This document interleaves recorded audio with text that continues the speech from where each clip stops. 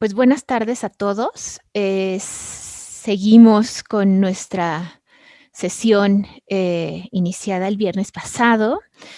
Si recuerdan, en nuestra sesión anterior estuvimos concentrándonos en entender el ajuar litúrgico, en particular el mobiliario, más específicamente la sillería del coro, dentro de su dimensión económica, de una dimensión jurídica, de una dimensión política, litúrgica, ritual, de manera que lo que hemos estado viendo, cómo nos hemos estado acercando a esta cultura artística, visual, material, ha sido a partir de este contexto, ¿no? Que toma en cuenta, pues, la parte de uso, de función, de funcionamiento, el poder transformador de los objetos que generan estructuras, que dirigen con decoración, que encarnan estas necesidades que tiene pues la religión, ¿no? En particular, para conectarse con los fieles, para unir estos mundos espirituales y materiales. Vimos la sesión anterior, bueno, tuvimos varias preguntas, me gustó mucho todas las no dudas que salieron en la sesión y también después, y prometí en esa sesión que al inicio de esta podría ampliar un poco más los comentarios hacia esas preguntas. Incluso ofrecí que podían mandar comentarios o preguntas por correo y los recibí, de manera que voy también a retomar preguntas que me llegaron por correo y para eso he preparado las primeras imágenes. Tienen que ver con esto, tienen que ver con ampliar. Les digo algunas de las nuevas preguntas. Me preguntaban si el diseño de la sillería ayudaría a reconocer el lugar que le tocaría ocupar a cada uno de los miembros del cabildo. La respuesta sería sí, ¿no? Si el diseño en particular tendría que ver con sus cargos, ahí podríamos decir sí y no, depende que estemos entendiendo por eso, porque como les decía, la ubicación, ¿no? En la que aparece la figura, por ejemplo, la mitra y las llaves, no significa que ahí se coloque el obispo, lo cual sí funciona en el caso de la silla episcopal, en donde aparece la figura de Pedro. Me preguntaban también qué reliquias hay en la silla, ahorita se las voy a mostrar. ¿Por qué no? ¿Por qué San Pedro es tan protagónico? Me preguntaban similitudes con el Vaticano, con San Pedro del Vaticano, y, eh, y bueno, estas primeras son varias preguntas que he dividido en 4 apartados. Digamos que la primera, en la que voy a, ¿no?, ampliar un poco más, tiene que ver con la terminología de las labores de madera, que eso salió desde la sesión anterior. La segunda, con ¿no?, la conexión o no conexión con el Vaticano, que sí, definitivamente hemos empezado y hemos definido que este arte está colocado dentro de una iglesia catedral. Entonces, sí es una pregunta muy pertinente. También ofrecí un poco el diezmo, es un tema enorme. Aquí lo he simplificado muchísimo y sigue estando muy, muy simplificado, pero lo voy a retomar un poco para hablar sobre los ramos, ¿no?, de donde sale el dinero y en particular entender un poco mejor por qué es un pleito el fondo del cual sale el dinero para la construcción de esta obra. Y finalmente, las reliquias del coro. Entonces, empecemos por lo primero. A ver, no sé por qué, un momentito, no estoy pudiendo ocultar, no estoy pudiendo leer mi propia pantalla o viéndola, me está cubriendo. Ok. Bueno, ya desapareció. Como pueden ver aquí de nuevo he resumido mucho, pero quise traer esta imagen porque les hablé precisamente del trabajo de Carpintería Lo Blanco. Creo que con estos ejemplos va a quedar más claro por qué o cómo es que efectivamente la obra que estamos viendo, que analizamos en la sesión anterior, eh, es una obra de un carpintero de lo blanco y sobre todo, bueno, de un ebanista. ¿Y qué significa esto? Aquí lo que he retomado de una manera muy, muy breve es el tipo de trabajo que haría, ¿no? Un carpintero de lo blanco. Lo que están viendo los pequeños datos, información, están tomadas de las ordenanzas para aquellos artistas o artesanos que trabajaban la madera, ¿no? Entonces, el material, ¿no? O sea, el material que se usa es un elemento fundamental para organizar el trabajo en el periodo que estamos estudiando. Entonces, pero eso no significa que todos los que trabajen la madera van a tener las mismas habilidades técnicas y que todo lo que se hace con la madera sea igual. Entonces, aquí lo que he separado, conocemos las ordenanzas ¿no? para el trabajo de Puebla y de México, de la ciudad de Puebla y de la Ciudad de México, y hay unas pequeñas diferencias, y eso es lo que he marcado aquí, mientras que en el caso de México sabemos que las ordenanzas estuvieron desde el principio o en un primer momento uniendo a carpinteros de lo blanco ¿no? Con también ensambladores, violeros, o sea, como trabajos de escultura, ¿no? O trabajos de tallo, o sea, son tallas en madera, pero que sirven, no es lo mismo hacer un retablo, tallar la madera para hacer un retablo, para hacer una escultura, una imagen, ¿no? Esos son finalmente los imagineros, que también pueden ser imagineros los que hacen pintura, porque hacen imágenes religiosas, imágenes sagradas, que quienes entallan, ¿no? Las tallas decorativas de un retablo o quienes ensamblan las estructuras de un retablo, que sé que ustedes ya vieron ese trabajo en alguna sesión anterior, o quienes trabajan la madera para hacer instrumentos musicales. Entonces ahí ven que en 1568 todos esos trabajos están reunidos en unas mismas ordenanzas, lo cual no significa que todos hagan lo mismo. Hay distintos trabajos y distintos niveles. Entonces, aquí sobre todo en lo que me estoy concentrando para que vean por qué era importante el entender por lo menos cuál es el carácter o cuál era el carácter del artista que fue contratado por el obispo para hacer esa obra. No contrató a un escultor, les decía, y contrató a un carpintero, ¿no?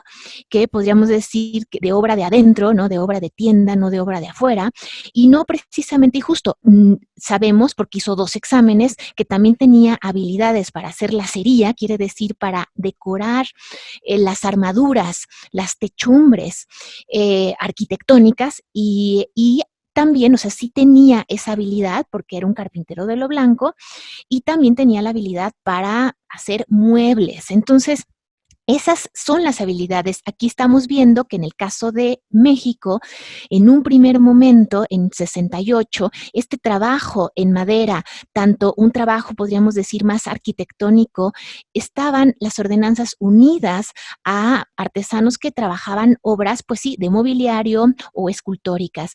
Por lo tanto, va a haber un deseo de los escultores, de los entalladores en la Ciudad de México para justamente crear un gremio independiente y separarse. Y ahí, en ese sentido, es que quise mostrarles, claro, esta sería una obra, ¿no?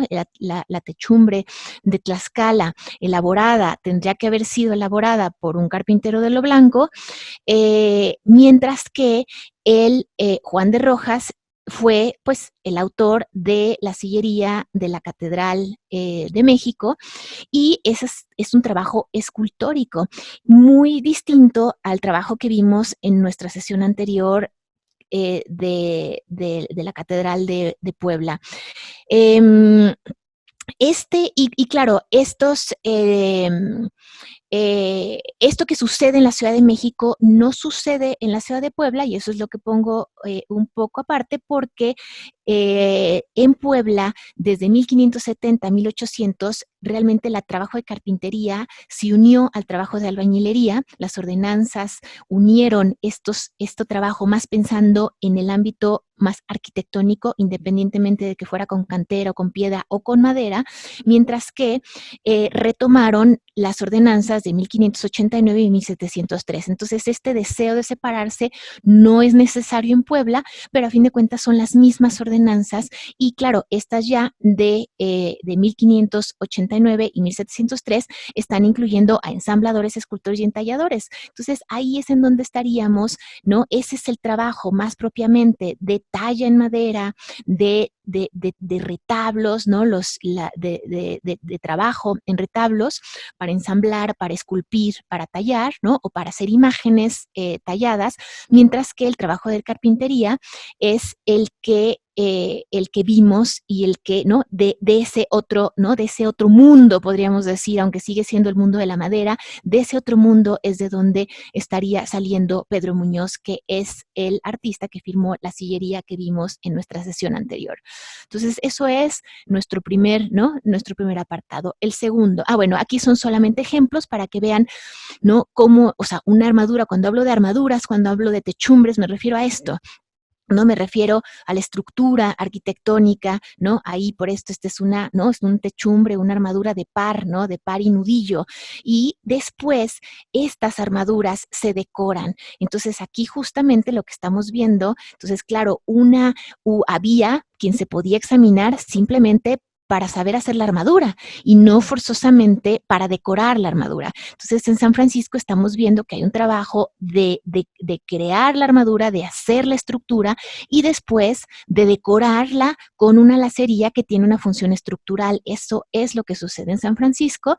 Entonces, aquí estoy simplemente separando para entender por qué, ¿no? En las ordenanzas vemos ese término del acero, ¿no? Distinto del término ¿no? Del carpintero que puede hacer, ¿no? Que puede quedarse simplemente decorando, siendo el que hace la lacería ¿no? O la lacería junto con la estructura. Y claro, hay de lacerías a lacerías, hay, ¿no? Decoraciones más complejas y de la misma manera también hay cubiertas más complejas. Entonces, se asume que una cubierta de media naranja, ¿no? Esta habría sido, ¿no? Un geométrico, el que habría tenido la habilidad técnica para llegar a este otro tipo, ¿no? De bóveda, que finalmente pues también es un tipo de techo, que es más complicado. Entonces, este era el nivel más alto en esta orden, ¿no? En este orden, en este ordenamiento que pues va a dividir el trabajo, va a permitir que, ¿no? O sea, que haya una garantía en lo que, ¿no? Que se está garantizando, es como pues nuestros títulos actuales de licenciatura o de maestría, ¿no? Que garantizan un saber, ¿no? Y por lo tanto un trabajo. Entonces, eso es lo que a final de cuentas estamos viendo cuando comparamos, ¿no? La de México de finales del siglo XVII, les estoy mostrando antes de que se incendiara en 67 esta, ¿no? La obra, quedaron muy pocas piezas que no se quemaron, se reconstruyó la de México y del otro lado la que hemos estado viendo, que es, ¿no? La de Puebla. Entonces, ese trabajo, ¿no? ¿no? De relieves, de imagen, ¿no? De imágenes, de figuras únicas en cada tablero. Ese es un trabajo que precisamente Rojas está haciendo en la Catedral de México, muy distinto a lo que está haciendo Pedro Muñoz o lo que está solicitando Puebla unos años después. El segundo punto es ¿no? Hemos estado, ¿no? Definiendo esta iglesia catedral como una iglesia en donde se sienta, ¿no? El obispo o el arzobispo. Por lo tanto, es, ¿no? El asiento del vicario de Pedro, ¿no? Del representante de Pedro, que a su vez, pues, es el vicario de Jesús. Entonces, este clero secular del cual hemos estado hablando, porque ese es el clero que hay al interior de una iglesia catedral, pues es el heredero por excelencia de Cristo y de sus apóstoles, de esta iglesia de Roma. Por lo tanto, claro que la pregunta es muy pertinente, ¿no? Esta relación con Roma ¿no? Es evidente por tradición, que vimos que es uno de los elementos fundamentales de un cabildo, y que lo distingue, ¿no? Y se distingue precisamente del clero regular porque no está regido por una regla monástica o por una orden religiosa. Sin embargo, esto tampoco significa que en términos reales ¿no? O sea, que todas las iglesias sean iguales. Y, por ejemplo, en el caso de los ministros, ¿no? De la Iglesia de Indias, ¿no? Aunque hay una aprobación y siempre hay una bula, ¿no? Papal que llega con las tomas de posesión, realmente lo que hay que pensar que los obispos son sobre todo ministros reales, que es el rey ¿no? A quien le deben estos cargos, y que no forzosamente el hecho de que finalmente en el origen esté la Iglesia de Roma no significa que todas las tipologías sean la de la Iglesia de Roma, aunque siempre sean un referente, y no es un problema, o sea, que vaya en contra de la liturgia ni nada, ¿no? Pero la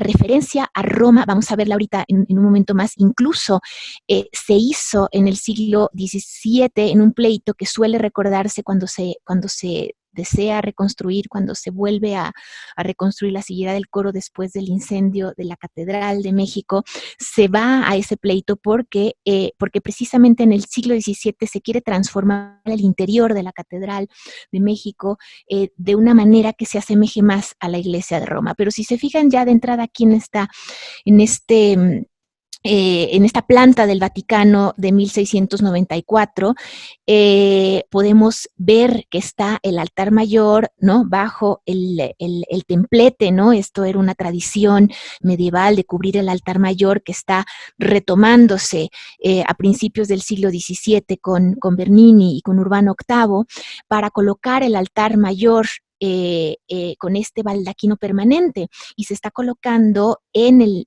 crucero de la iglesia. Eso no es lo que vimos en nuestra sesión anterior. También ahí les puse tanto la planta como esta reconstrucción de la cátedra, ¿no? De la cátedra que quedó encerrada también. Bernini hizo este trabajo que quedó en 1665 encerrada en el ábside de la iglesia del Vaticano. Una reproducción estuvo aquí en la exposición que estuvo en San Ildefonso, y eso es lo que, ¿no? Esa imagen que están viendo ahí es esa cátedra, ¿no? Es ese asiento, ¿no? Que quedó, ¿no? Encerrado en una enorme custodia de bronce en forma de trono ¿no? Que se integra a un grupo escultórico y que parece que está, ¿no? Ahí suspendido en el cielo y coronado por la gloria. El Espíritu Santo, ¿no? Hace justo que desaparezca la cátedra o el asiento que para algunos es el original, para otros no, para algunos es una obra del siglo IX, otros dicen que, bueno, que hay elementos del siglo IX con añadidos del periodo, ¿no? De Pedro, de la época de Pedro, y si se fijan ahí también tenemos, ¿no? Nos da pie también para hablar, aunque esto les digo es una copia de 1974 que se trae aquí a la exposición de San Ildefonso. Bueno, este es de resina, ¿no? Pero lo que está tratando de reconstruir es marfil, que también es ¿no? Un elemento, es un tema del que hablamos la sesión anterior, que me preguntaban si básicamente este es un material que son obras de exportación. Cuando el marfil lo encontramos en el arte novohispano, la mayor parte de los casos se trata de obras de importación. Son muy pocos los casos que se han podido documentar en donde se sabe que el marfil llega y se trabaja en la Nueva España, pero que realmente hay un deseo también de tratar de parangonar o de copiar o de aludir al trono de Salomón o ¿no? al simbolismo del asiento, ¿no? Y del asiento de los que llevan, ¿no? La iglesia, de los que crean, ¿no? La iglesia de Cristo. Entonces, esto, claro, están viendo también, por lo que también, claro, recuerda, es por la tipología de altar mayor ¿no? De altar exento, que es lo que estamos viendo, que es lo que había en las catedrales, que todavía conservamos en Puebla, un altar exento, aunque sea ya la obra del Tolsá, es justo un altar que está aislado, ¿no? Que recuerda, y por eso es que yo creo que también la pregunta quizá vino, pero no es que sea exactamente la misma tipología de planta ni la misma orden, organización. Y es interesante mencionarlo, yo les mostré esta imagen en la sesión anterior, precisamente para mostrarles que, ¿no? Con sus diferencias, la tipología era la misma, ¿no? Que la manera como el espacio estaba organizado era el mismo. Y aquí, dada la pregunta que me hicieron sobre la relación con Roma, quise recordar que en 1668 hubo precisamente una controversia, hubo un deseo en la Catedral de México de cambiar, de modificar el espacio interior y de llevar el coro, ¿no? Lo que pedían los arquitectos era pasar el coro, decían que justo, y lo dicen tal cual, dicen que querían parecerse a la iglesia de Roma, como tenían entendido que sucedía en Roma, y lo que querían hacer era pasar el coro atrás del altar mayor. Y querían recorrer precisamente el altar justo al crucero. Entonces querían recorrer, que si se fijan, esa no es la tipología que vimos, ¿no? Y que se conserva. Querían recorrer el altar mayor precisamente al centro, al crucero de la iglesia, y pasar el coro a la zona en donde pues ahorita estaríamos viendo el altar mayor, ¿no? Atrás. Y entonces ¿no? De esa manera quedaría, ellos decían, liberada toda la nave, entonces se podría disfrutar de la arquitectura como ellos tenían entendido que sucedía en Roma, ¿no? Entonces, justo lo traigo porque precisamente lo que estamos viendo es que no, eran conscientes de que eso no era lo que estaba pasando en las iglesias americanas, en las catedrales. No fue un plan que se hiciera, y básicamente ganó el argumento del maestro de ceremonias diciendo que eso iba a cambiar el ritual. No es que fuera algo que no fuera correcto, porque obviamente la iglesia de Roma es siempre un modelo, pero que eso, ¿no? Que las iglesias apenas estaban realmente afianzándose estas dinámicas, estos movimientos, estos rituales, y que no era conveniente hacer esos cambios, porque los cambios justamente en el arte, los cambios en la arquitectura implican movimientos, implican rituales, ¿no? Llevan este asunto que hemos estado, ¿no? Mencionando, crean relaciones, ¿no? Crean, ¿no? Movimientos. Entonces, que eso cambiaría, ¿no? El ritual, y que realmente la iglesia había retomado la tradición de las catedrales, pues, de Toledo y de Sevilla, y que no era conveniente cambiarlas. Entonces, no se hace, pero, ¿no? Pero de nuevo, este problema, ¿no? Respondiendo a la pregunta. Tercer asunto, diezmo. De nuevo, yo les comenté que el argumento en 1712, yo les decía, cuando el obispo que ha llegado a su diócesis hace la visita a la catedral para pues que se haga un listado, justo los inventarios, que se vea, ¿no? Qué es lo que hay. Lo que le dice que durante esa visita en 1712, le dicen miembros del cabildo que tienen una sillería que es decente, y estos términos no son interesantes, que es decente en materia y fábrica, pero es antigua y ordinaria. Y dicen que fue fabricada cuando había pocos recursos provenientes de diezmos, y por ello la fábrica espiritual recibía bajos ingresos. Entonces, volvemos a esta terminología. Vamos a ver que antiguo, claro, cuando se habla de la sillería, ¿no? La antigüedad parece ser un elemento que no la beneficia. Vamos a ver que la antigüedad, cuando se habla de esculturas de culto, es un elemento que sí ¿no? Que sí digamos que les da más valor. Pero este hecho de ser una obra sencilla, que ya no va de acuerdo precisamente ¿no?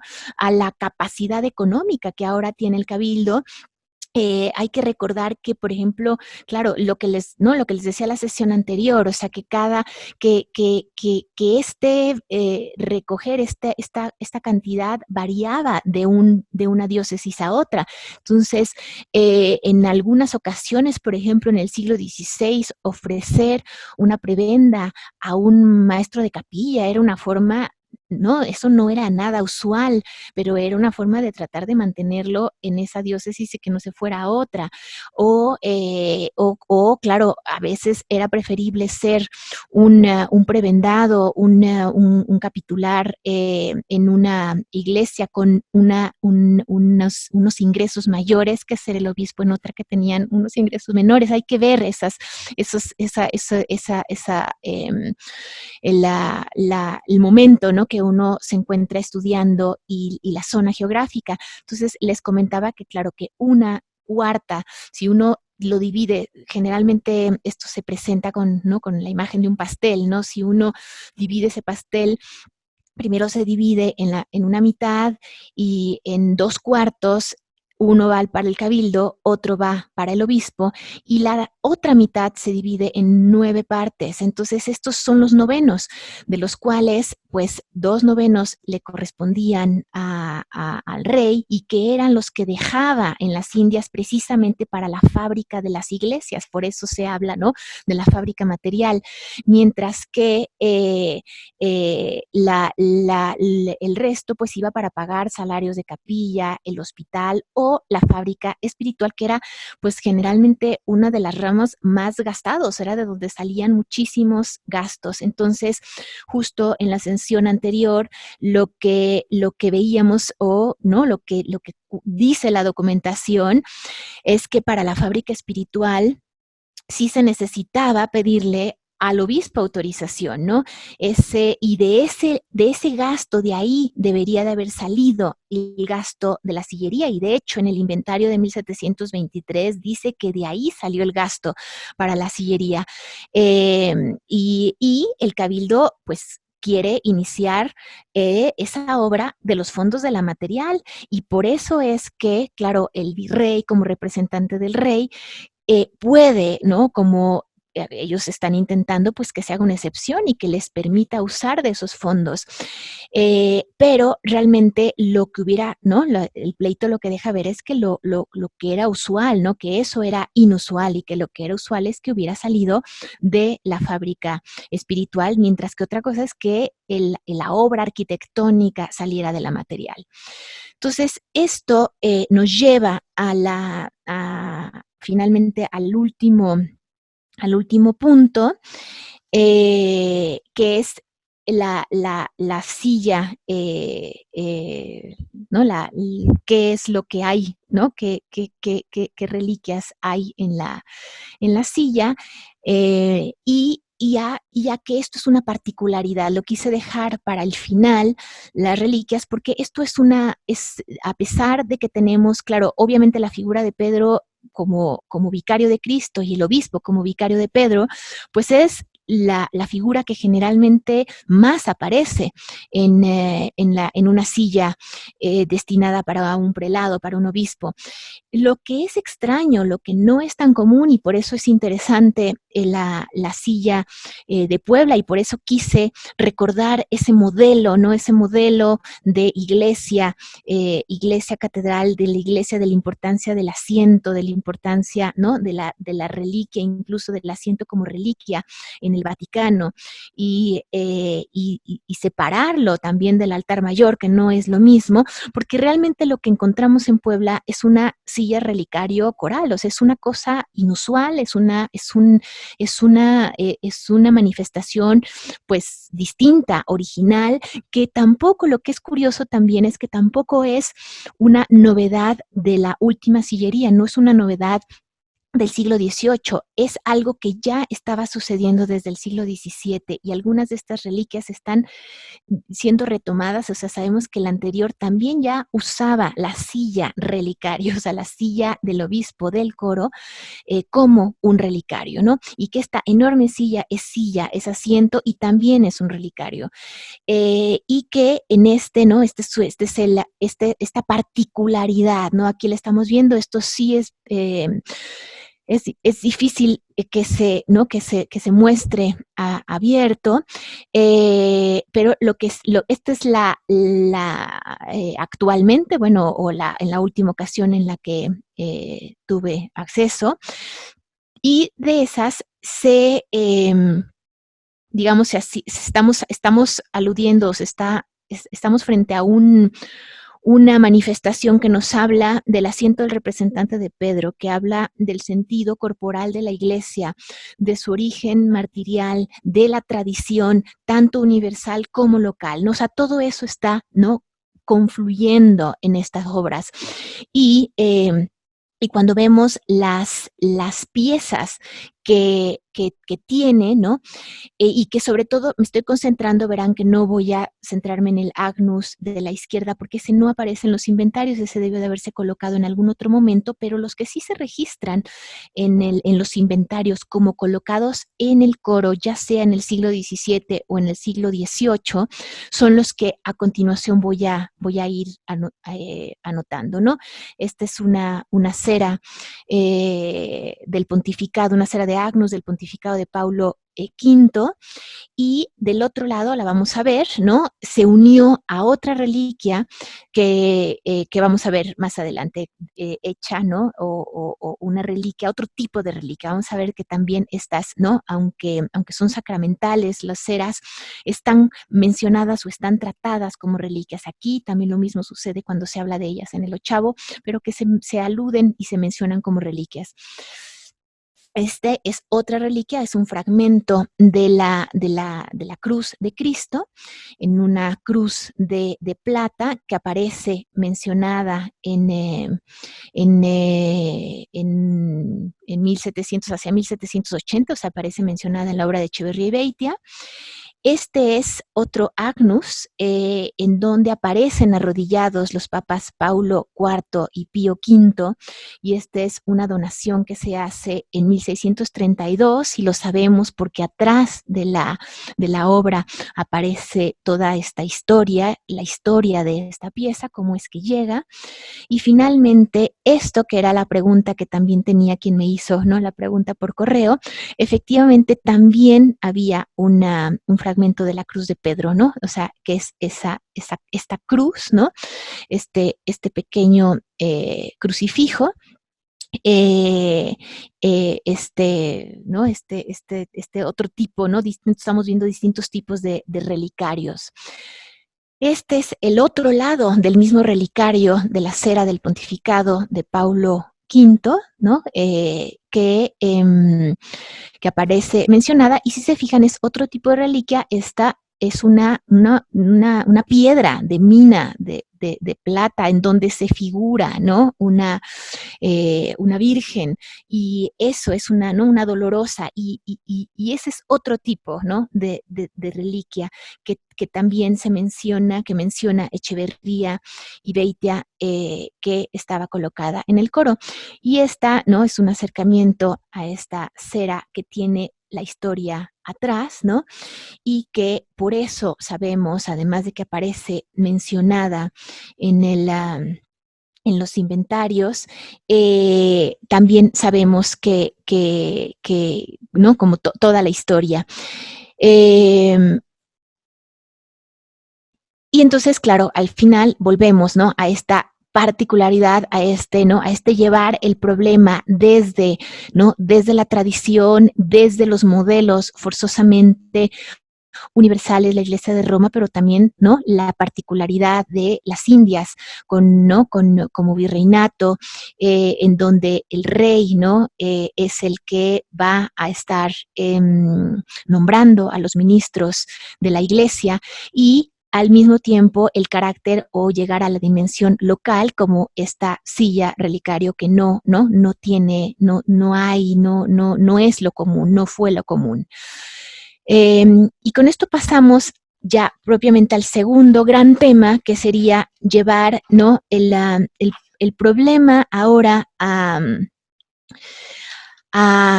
ajuar, ¿no? Pero ahora ver el ajuar y su relación con imágenes de culto. Entonces, aquí, como les decía hace un momento, vamos a volver a ver, pues, problemas de estatus, problemas de identidad y problemas de experiencia religiosa. Pero, por ejemplo, la antigüedad, ¿no?, en una imagen de culto funciona de una manera totalmente distinta, ¿no? Y los problemas que puede tener un mueble o el deseo de renovar y de actualizar, por ejemplo, que puede uno encontrar en los retablos o que puede encontrar en las sillerías, ¿no?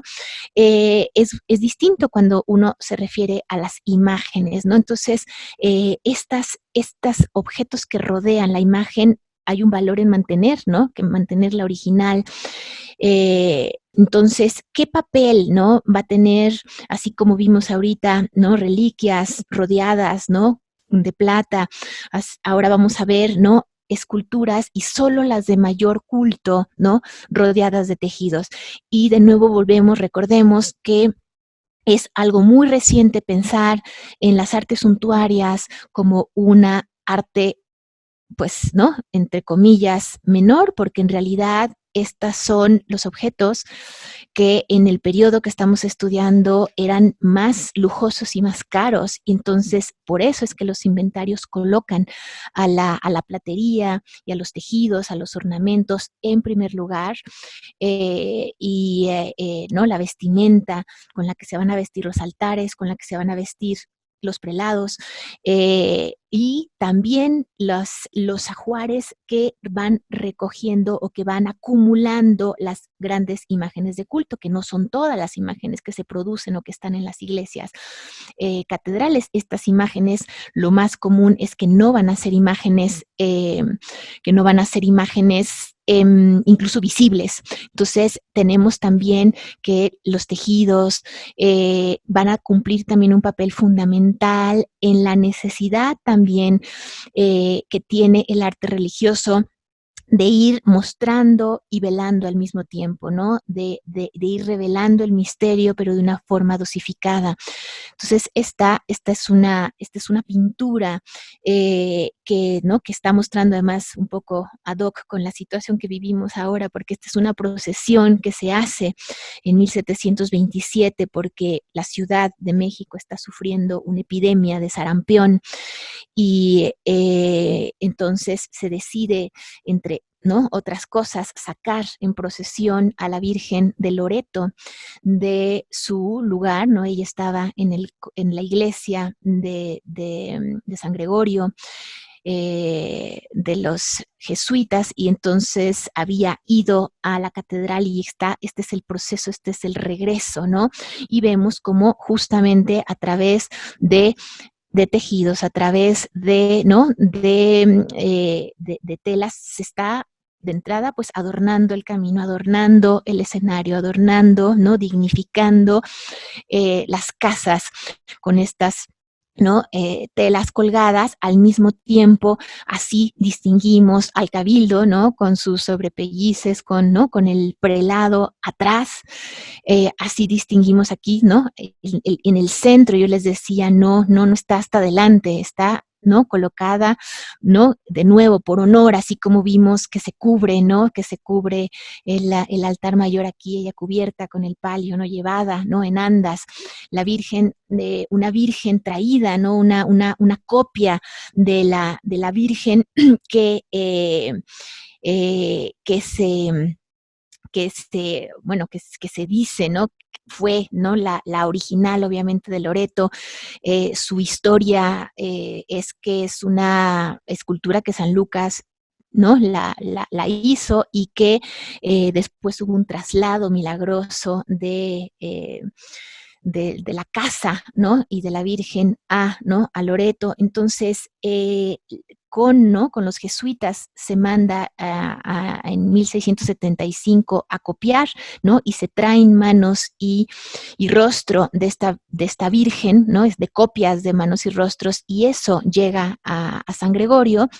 No sabemos exactamente, sabemos que de alguna forma lo demás se hace en la Nueva España, pero no queda claro si se talla por completo, si se hace de bastidor. Vamos a ver diferentes justamente tipologías de esta dinámica, ¿no? De este deseo de vestir, ¿no? Las imágenes, de darles vida a las imágenes a través, ¿no? De la ropa, que es un fenómeno que va, ¿no? O sea, que va a ser una constante, pues, por lo menos a partir del siglo XIII en España y, bueno, y claro, en Nueva España. No tenemos que asociarlo solamente con el siglo XVII y XVIII, aunque sea cuando, ¿no? Más tenemos, como más fuerte tenemos o toma una enorme fuerza, ¿no? Esta, ¿no? Dinámica de vestir, pero esta devoción, ¿no? Italiana, que que identifica, ¿no? a los jesuitas, o con la que se identifican, y que va, nos sirve, ¿no? Nos sirve esta gran pintura, que, ¿no? Descubierta en una capilla en San Pedro, en la parroquia de San Pedro Zacatenco, aquí en la Ciudad de México, en la delegación Gustavo Amadero, en el 2002. Pues, ¿no? Nos ayuda para precisamente ver en acción todas estas formas en las que las telas, ¿no? El ajuar, ¿no? Aglutinan, vinculan, relacionan, ¿no? Y, ¿no? Dan una infinidad de códigos eh, para, para, para leer y ¿no? Para ordenar y para y para dignificar, ¿no? El arte religioso. Déjenme ver, estamos 5:30, 5:30, ok. Entonces, con esto, bueno, aquí tenemos detalles, ¿no? De la imagen, y con esto justo empezamos con la, pues con una pieza emblemática, ¿no? Con la que se parte cuando uno quiere pensar en el fenómeno de dar vida a las imágenes. eh, Esta es una pieza, es un punto de partida fundamental, porque es la más temprana que se conserva en España, de una virgen que, claro, hay muchos mecanismos ¿no? Para crear este efecto, y por un lado están los tejidos, pero por otro lado también están las articulaciones. Entonces, las piezas articuladas, piezas de vestir, piezas también ahora le llamamos multimatéricas, ¿no? O sea, piezas que no solamente van a estar hechas de un solo material, ¿no? Que van a estar construidas de varios materiales, y esta es una pieza emblemática porque es una pieza precisamente eh, ¿no? Que se mueve, ¿no? Y que se viste, pero es una pieza que fue pensada para ser vestida desde el principio. O sea, es una tipología. Vamos a ver que hay muchas tipologías. Aquí hay que tomar en cuenta que estoy presentando todo este panorama para mejor entender la Virgen de la Defensa, que es a la que vamos a llegar al final de esta, ¿no? Presentación, para volver a Puebla y para, ¿no? Contextualizar ese ajuar tan grande que acumula la Virgen de la Defensa en la Catedral de Puebla. Eh, entonces, ¿no? También debemos, ¿no? Considerar, no solamente son imágenes marianas, también, ¿no? El Cristo de Burgos es una pieza emblemática. Antes de pasar esto, es así como la Virgen de los Reyes no es una pieza, se piensa que es una pieza o sea, venida de fuera, ¿no? Que no es de manufactura española, sino francesa. Y estas piezas también articuladas en donde prácticamente no se usa piel, se usan articulaciones, se usan muchos distintos materiales para crear la sensación de vida, ¿no? En la escultura, no hay que solo asociarlo con entre comillas, barroco, con el siglo XVIII, sino realmente con el final, ¿no? De la Edad Media, como una novedad, ¿no? Una modernidad a finales de la Edad Media que está, ¿no? Que está conectando, que está humanizando la figura de Cristo y de María, en donde la manera de, ¿no? De aproximarla y de humanizarla va a venir va a tomar estos recursos, ¿no? Entonces, vamos a ver muy distintas formas en las que esto se hace, porque claro, mientras que en el caso de la Virgen de los Reyes, estamos hablando de una pieza hecha ex profeso para ser vestida y para moverse, ¿no? Hubieron otras a las cuales se les quiso dignificar, aunque eran piezas que no habían sido nunca originalmente pensadas para ser vestidas. Entonces, ese es el caso de la Virgen de las Nieves en las Islas Canarias, en donde es una pieza tardogótica, ¿no? Que se ha atribuido a Mercadante de Bretaña, un artista muerto en 1480, y no una pieza ahí, no, la razón por la cual es un dibujo lo que les estoy mostrando es porque hay tanto celo, no, de acceder a la imagen, no, se ve de una forma indigna acceder a la imagen, que no está permitido fotografiarla sin vestimenta, y fue una pieza que incluso lo que, ¿no? El cuerpo fue mutilado, se perdió la cabeza y realmente se vistió y se le añadió al niño, pero son cosas que no se pueden ver, ¿no? Y el mero hecho de haber dibujado, ¿no? La pieza causó polémica en su momento. Pero hay muchísimas tipologías. Esta es otra tipología, estoy mostrando una variedad. Este es un tema grande, pero es como para simplemente contextualizar el fenómeno, ¿no? de vestir. Esta es un momento en el que se piden dos copias, ¿no? De la Virgen de la Candelaria para ir a Venezuela.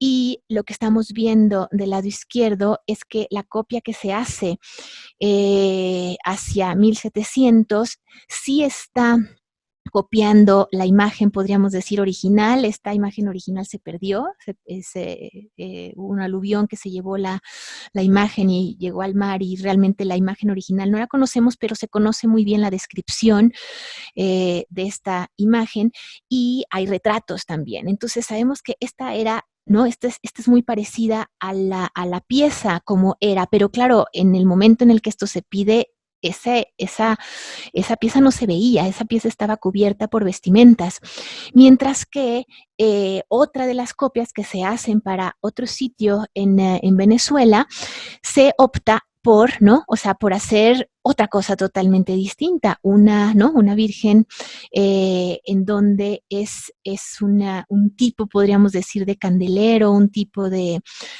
pieza en donde en realidad no está viendo ¿no? El deseo de copiar la imagen original, y en los dos casos sabemos que lo que se ha solicitado es justamente ¿no? Una copia, una reproducción de la Virgen de la Candelaria de Canarias. Entonces, estamos viendo estas, ¿no? Tipologías en donde, ¿no? Las partes pueden pertenecer a diferentes momentos, ¿no? Aquí lo que se piensa es que la cabeza es de hacia 1671, se le ha atribuido a Lázaro González de Ocampo, mientras que el cuerpo se ha fechado en el siglo XVIII. Quiere decir que están habiendo formas, ¿no? De vestir, pero de crear también que el fenómeno de vestir y de colocar tejidos en las piezas también está transformando las tipologías escultóricas, y que estos lugares en donde se está colocando algunas veces serán más o menos visibles incluso. Esta, ¿no? Es una otra vestidera, ¿no? O sea, estamos, ¿no? Ya trasladándonos a México, una dolorosa en Xochimilco, y de nuevo, ¿no? Vemos que aquí también es interesante que hay eh, formas en las que la unión de las manos con el cuerpo está hecha para poder vestirla con facilidad, ¿no? Y no forzosamente para que haya movimiento, mientras que hay otros casos en donde es por movimiento. Otra, ¿no? Esta, ¿no? Pieza en donde lo que queda de la pieza original, pues es poquitito, porque en realidad ya todas las uniones se ha unido la cara y los brazos, ¿no? Y ¿no? Se ha cubierto la pieza con este armazón de plata y vestido totalmente, de manera que lo que se termina viendo es poquitito, muy poco de la imagen, pero de nuevo hablamos de este acceso a la obra sagrada. Esta es otra, ¿no? Otra pieza que que se conserva en la Catedral de Guadalajara, y lo que vemos es, la traigo precisamente para ver que muchas piezas que no fueron pensadas originalmente para ser vestidas, se vistieron igual, y que esto era, ¿no? Que sí corre paralelo, sobre todo, bueno, en el siglo XV, en el siglo XVI, incluso en el siglo XVII, hay críticas, efectivamente hay críticas al fenómeno de vestir, pero hay que entender qué es lo que se está criticando, pero es un fenómeno que realmente adquiere una enorme fuerza, ¿no? Que vincula de nuevo con el mundo sagrado, con el mundo profano, y que esa, ¿no? La manera de vincularlo es lo que va a causar tensiones o es lo que va a discutirse. En este caso, por ejemplo, cuando la Virgen, se dice que cuando la Virgen, ¿no? Se desvistió para mostrarla ¿no? Mostrar las cualidades artísticas de la pieza, perdió culto, ¿no? Que el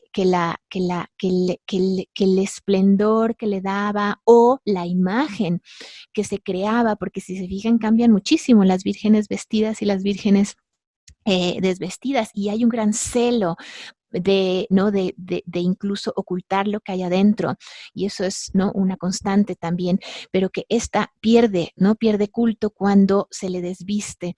Y bueno, voy a citarles algunas cosas para, ¿no? Para darnos una idea de, ¿no? De algún tipo de crítica. Esta es otra, ¿no? Otra tipología, otra pieza que tampoco fue pensada para ser vestida originalmente, ¿no? Este es un alabastro, esta es una piedra, ¿no? Eh, que, eh, que se manda a hacer en teoría copiando a la Virgen de los Remedios para la visitación en Tepepan. Está ahí, esto se hace en el 16, pero después se le coloca este San Francisco a los pies, que es mucho posterior, y se crea ya en el 18 esta iconografía, ¿no? Derivada de Rubens, que se llama, ¿no? El Atlas Seráficos, en donde, ¿no? San Francisco aparece cargando a la Virgen y se viste, y se crea totalmente una nueva iconografía a través, ¿no? De la unión de piezas de cronologías diferentes vestidas, ¿no? Pero va perdiendo culto, y una forma en la que la comunidad pues piensa que puede, ¿no?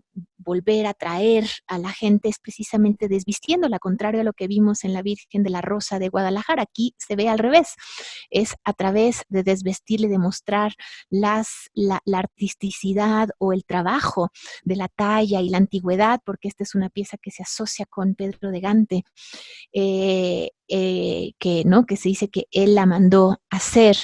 Entonces, con eso ¿no? Reactiva de nuevo el culto, se fomenta el culto a esta pieza. Esta es otra que también, ¿no? Para ver estas, ¿no? Transformaciones y lo que crea, ¿no? La forma en la que el tejido funciona como intermediario. Esta es la Virgen de la Salud de Pátzcuaro. Esta, lo que nos cuenta el zodiaco mariano de los jesuitas Florencia y Oviedo, publicado a mediados del siglo XVIII, es que fue mutilada para ser vestida y que incluso las reliquias, o sea, los fragmentos de esa mutilación se usaron para crear otras imágenes. Y entonces es otra forma, ¿no? O sea, es otra historia, ¿no? De vestir imágenes para, y sobre todo lo que quiero también es como plantear más un fenómeno que tiene constantes, pero que también tiene enormes diferencias entre sí. Y aquí diferentes, pues, tipologías, ¿no? O sea, candelero o maniquí, ¿no? Articulado, más, menos, ¿no? Con articulaciones para vestir o articulaciones para cambiar iconografías y posiciones, o para crear movimiento, que sería el caso de estas otras articulaciones, ¿no? Que claro, visto así, pues uno, ¿no? O sea, no puede percibir la fuerza que implica colocar esto en movimiento, pero sobre todo en movimiento con su vestimenta, ¿no? Entonces, aquí tenemos una pieza que llegó de Ozumba a la escuela de restauración en Alencrim, aquí en Churubusco, en la Ciudad de México, y que fue, ¿no? Restaurada y fue colocada en sus andas, o sea, se reconstruyó todo el movimiento, ¿no? De caída que habría tenido a través de sus articulaciones. Entonces, claro, ya en sus andas, ya con su vestido, ya, claro, son imágenes que cobran, ¿no? Que cobran vida. Y ¿no? Y que adquieren como toda su fuerza, ¿no? Emotiva, con los tejidos y con esta, ¿no? Multimaterialidad. ¿No? Aquí vemos, ¿no? Todo este proceso ¿no? de reconstrucción, o esta otra pieza que también no es posible verla así. Esto es porque es un libro en el que ¿no?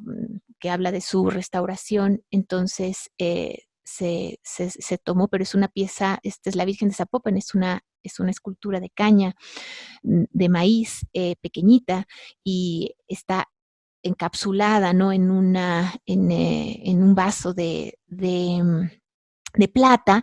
Y claro, estos vestidos, ¿no? Este vestido que fue pues el que le regala, ¿no? Uno de sus fieles hace, pues creo que ahorita no tengo la fecha, pero hace unos 10 años quizá, pues tiene, ¿no? Alusión, o sea, cuando les hablo de identidad, de los elementos que se llevan, ¿no? Al tejido, son estas diferentes capas de historia que terminan también llegando al bordado o llegando a la joyería, al ajuar, ¿no? De las piezas.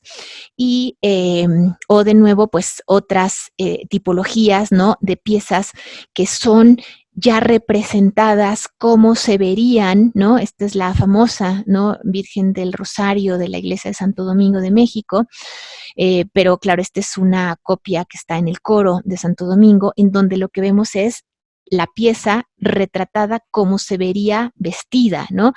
Digamos, es una imagen paralela a las pinturas de Villalpando, ¿no? En donde aparece, pues, con vestidos, pero estos llevados a la escultura, ¿no? Y con esto llegamos, pues, a esta, ¿no? Última parte. Bueno, antes de llegar a esta última parte, que sería ¿no? La pieza de la defensa, la historia de la pieza de la defensa, eh, eh, solo como citas, ¿no? Del tipo de problemas que van acarreándose desde el siglo XV, por lo menos, en torno a la vestimenta. Traigo algunas pocas citas, pero que dan una buena, ¿no? O sea, una buena imagen o idea del tipo de peligros que se advierten, o el tipo de bondades, o el tipo, ¿no? Los límites y las posibilidades de llevar, ¿no? De cubrir estas piezas, de humanizarlas de esta manera. Entonces, a fines del siglo XV, el fraile dominico italiano Girolamo Savonarola advertía, por ejemplo, sobre los peligros de representar a la Virgen con vestimentas ostentosas. ¿Por qué? Porque decía que distraía la devoción, ¿no? Entonces este aspecto distractor, que es de los, ¿no? Que es una constante también en el arte suntuario, ¿no? Que distraía la devoción y falseaba la verdad histórica. Entonces, lo cito, ¿no? ¿Crees tú que la Virgen María andaba vestida del modo que tú la pintas, no? Yo te digo que vestía como una pobrecilla, cubierta con un velo como Santa Elizabeth, que vestía sencillamente. Entonces, esta preocupación por, ¿no? Por reconstruir una verdad histórica y no vestirla de manera contemporánea, pues lo estamos viendo ahí reflejado. Otro tipo de problemas, este es un tipo de problemas, pero les digo, no se trata de generalizar y eso no es mi objetivo, sino más bien de ir justo historiando y mostrando, ¿no? Los problemas por los cuales se critica, pero también las razones por las cuales esto pervive. ¿Qué sucede, por ejemplo, en San Cristóbal de la Laguna, en una parroquia? Esto es en Canarias, ya más cercano a las fechas que nosotros trabajamos, 1542, cuando el obispo no manda y dice que no se presten las ropas y los vestidos de la Virgen de los Remedios. Entonces, claro, no se presten a las mujeres fieles que se los piden. Sí se pueden prestar, dice, de la parroquia de los Remedios a la parroquia de la Concepción. O sea, entre vírgenes sí, pero no de una virgen, ¿no? ¿No? A una mujer que a lo mejor fue su donante o a lo mejor fue, ¿no? Pues, su devota. 1568, el visitador eclesiástico de esta parroquia de los Remedios condena que algunas mujeres regalan su ropa a la Virgen. Y de nuevo, son prácticas que algunos condenan, pero otros alaban.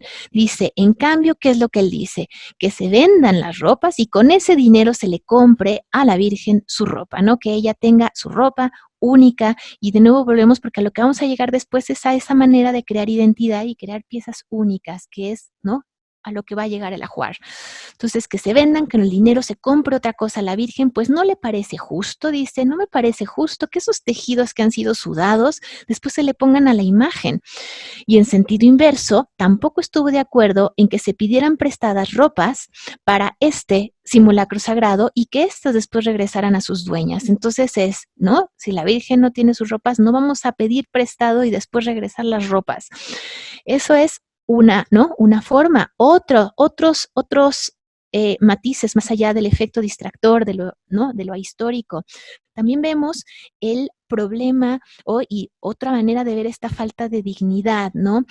Había quienes se escandalizaron, por ejemplo, frente al enorme parecido que las mujeres mundanas y la Virgen tenían, porque, ¿no? A las vírgenes se les ataviaba en exceso y se había caído en lo provocativo, incluso en lo lascivo, en lo deshonesto, en lo extravagante, en lo irreverente o incluso en lo burlesco. Entonces todo esto nos lleva a penetrar, claro, que eso no es, ¿no? Que en el momento en el que esto se difunde y toma tanta fuerza, es porque de alguna forma se va, ¿no? Se va, no es que no haya forzosamente conflicto, pero que son temas en los que hay que, ¿no? Las decisiones finales van teniendo como que lidiar con estas, con estos puntos de vista y con estas, sobre todo, como muestras de religiosidad, ¿no? De religiosidad que a veces se asocia más con lo popular, pero que no forzosamente, ¿no? Es popular porque también las reinas hacían lo mismo. Entonces, aquí, ¿no? Pongo inicio simplemente con esta imagen puesta, ¿no? En el altar de los reyes de la catedral, porque mientras el San Luis, ¿no? Del retablo de los reyes es muy criticado por José de Manso y Bernardo de Olivares, porque les parece una escultura mala y sin mérito, y creemos que lo que hacen cuando se renueva y se moderniza la catedral es pues repintarlo, ¿no? Para hacerlo más del gusto neoclásico. Esto, si uno lee la misma ¿no? La descripción a la misma pieza en el siglo XVII a través de Tamariz de Carmona, lo que se encuentra es que, claro, esta obra de Francisco de Gándara, un español, ¿no? Es un artificio maravilloso, es la admiración del arte, ¿no? Entonces, estas diferentes miradas, mientras que en el caso, esta necesidad de renovar artístico no es algo que sea especialmente importante para las imágenes de culto. Entonces, pero eso no significa, yo les he dicho, nuestra disciplina se ha beneficiado mucho de pensar las imágenes, no solamente como arte, porque forzosamente, claro que está siempre el tema del arte, del modelo del arte, pero finalmente también pensarlo, ¿no? Con la dimensión que nos da el pensarlas también como imágenes. Entonces aquí tenemos a la pieza, claro, que difícilmente se ve desvestida. Aquí la estamos viendo desvestida porque en el 2014 tuvimos acceso a la pieza y fue restaurada. Eh, y vamos a ver que de las, ¿no? O sea, de las varias piezas que sí llegaron a tener su ajuar en la Catedral de Puebla, esta fue la que tuvo el ajuar más extenso. Eh, y esta es una pieza, bueno, esta es una pieza que digamos que en 1646 la imagen se va del obispado, ahorita voy a contar un poco con más detalle esa historia, y regresa 30 años después y se coloca en la Catedral de Puebla en 1676. Y ya para 1712, su ajuar ya es un ajuar de 5 fojas, ¿no? O sea, en donde se habla de un manto bordado de oro y perlas, con diamantes, con rubíes, con esmeraldas, joyas, con un ángel de plata para sostener la falda, ¿no? O sea, es una pieza que ya ha acumulado un ajuar importante. Bueno, claro, esta es una pequeña, un pequeño resumen, ¿no? De la historia. Sabemos, quizá otra cosa que también es importante, es una pieza que, claro, su tipología podía haber, dudábamos, no sabíamos si era una pieza americana o una pieza española, pero cuando se encuentra el ayacahuite, que es un pino mexicano, que es una madera mexicana, pues ya se descarta, ¿no? Que sea una obra española y ahora, ¿no? La hemos catalogado y ¿no? La vemos como una pieza novohispana. Esta pieza pertenecía a un anacorete, este fue su primer propietario, un eremita, Juan Bautista de Jesús, que vivía en la sierra de Tlaxcala y que empezó a experimentar maravillas de la imagen.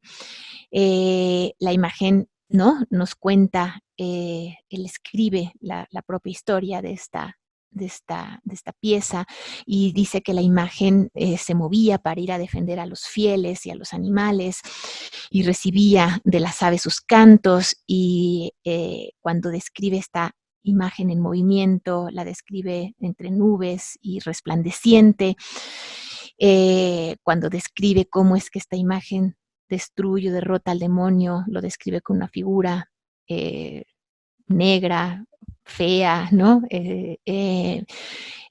Mientras que, ¿no? Esta imagen está asociada ¿no? Y esto lo menciono también por, ¿no? Nuestra sesión anterior hablando del marfil, ¿no? O sea, lo blanco que es, ¿no? Un material que por un lado es natural y que sorprende mucho porque es muy firme y al mismo tiempo muy blanco, ¿no? Entonces, que habla de firmeza y habla de pureza, ¿no?